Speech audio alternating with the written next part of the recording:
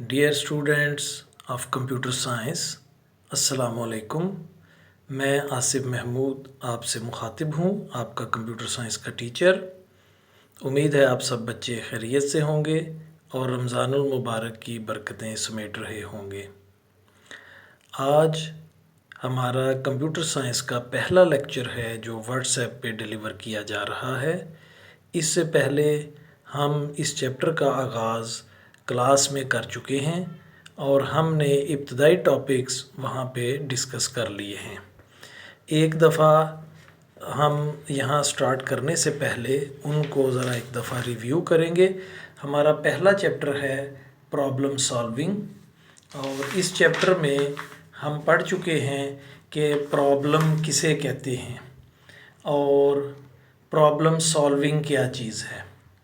तो हम पहले डिस्कस कर चुके हैं प्रॉब्लम क्या है, प्रॉब्लम सॉल्विंग क्या है, और प्रॉब्लम सॉल्विंग के सिलसिले में हमने डिस्कस किया था प्रॉब्लम सॉल्विंग स्टेप्स, यानी वो कौन से स्टेप्स हैं जिनको हम इख्तियार करते हैं, जिन पे हम अमल करते हैं किसी प्रॉब्लम को सॉल्व करने के लिए।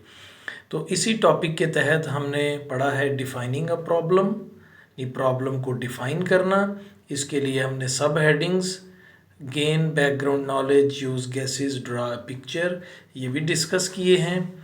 फिर नेक्स्ट स्टेप हमारा अंडरस्टैंडिंग अ प्रॉब्लम है, जिसमें हमने एनालिसिस के हवाले से भी बात की है कि व्हाट इज़ एनालिसिस, या टू एनालाइज अ प्रॉब्लम, ये भी एक प्रॉब्लम सॉल्विंग स्टेप है जिसमें हम what, who, why, when, where in questions का आंसर देते हैं। हमारा नेक्स्ट प्रॉब्लम सॉल्विंग स्टेप जो है प्लानिंग अ सॉल्यूशन है, यानी प्रॉब्लम को सॉल्व करने के लिए हम सॉल्यूशन को प्लान करते हैं और इसके लिए हम मुख्तलिफ स्ट्रेटजीज़ इख्तियार करते हैं। What is divide and conquer, ये हम पढ़ चुके हैं। Guess, check and improve, act it out और प्रोटोटाइप। इसके अलावा फिर हमने बात की नेक्स्ट स्टेप पे डिफाइनिंग कैंडिड सॉल्यूशन पे, कि कैंडिड सॉल्यूशन क्या होता है, इस पे भी हम बात कर चुके हैं क्लासरूम में। और अब प्रॉब्लम सॉल्विंग स्टेप्स के सिलसिले में हमारा आखिरी टॉपिक जो है, या आखिरी हेडिंग जो है, सिलेक्टिंग द बेस्ट सॉल्यूशन है, कि किसी प्रॉब्लम को सॉल्व करने के लिए बेस्ट सॉल्यूशन जो है हम उसको अडॉप्ट करते हैं, उसको अमल में लाकर हम अपनी प्रॉब्लम को सॉल्व करते हैं।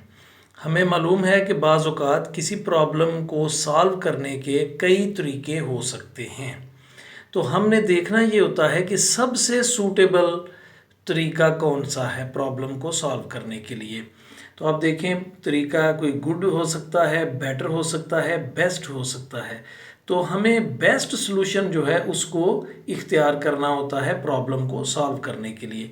इसमें एक एग्जांपल दी गई है कि फ़र्ज़ करें आपको एक ख़ास नाम, आपके स्कूल के स्टूडेंट्स का एक ख़ास नाम सर्च करने के लिए कहा जाए, तो और वो नाम स्कूल की वेबसाइट पे भी दिए हों, तो आप मुख्तलिफ़ तरीके इख्तियार कर सकते हैं।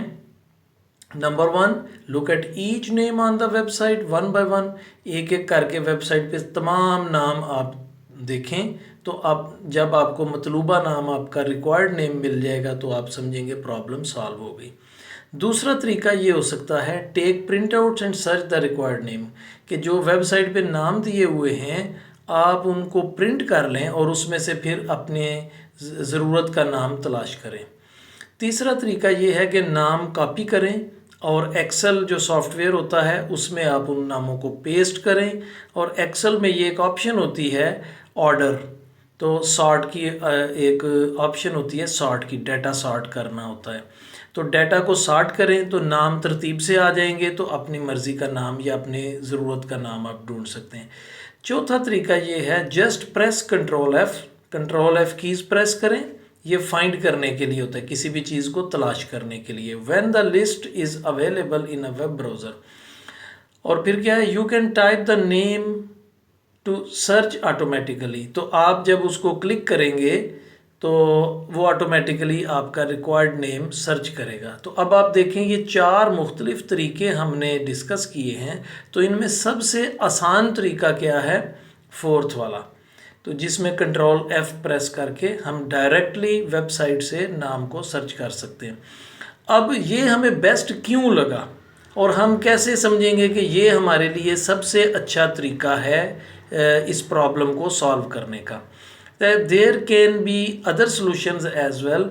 No, we can identify a solution that has less number of steps or that seems more effective based on some criteria।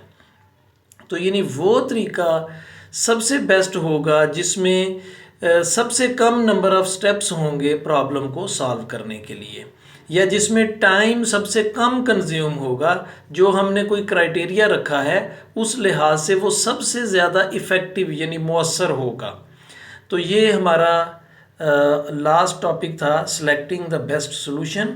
तो ये हमारा प्रॉब्लम सॉल्विंग स्टेप्स का जो मेन टॉपिक है, आज हमने इसको ख़त्म किया। कल हम इस नेक्स्ट टॉपिक फ़्लो चार्ट्स पे बात करेंगे और ये बहुत इम्पॉर्टेंट टॉपिक है। तो आप तमाम स्टूडेंट्स पूरी तवज्जो के साथ इस पे ज़रा गौर करेंगे। और अभी हम देखते हैं होमवर्क।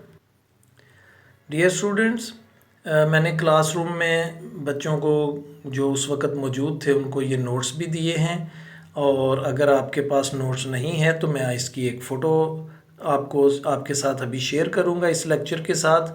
आप वहां से अपनी नोटबुक पे इसके आंसर नोट करेंगे। पहले 4 मैं आपको दे चुका हूं क्वेश्चन, ये शॉर्ट आंसर्स हैं। ये पहले 4 मैंने होमवर्क के तौर पे आपको दिए थे, उनकी पिक्चर सेंड की थी।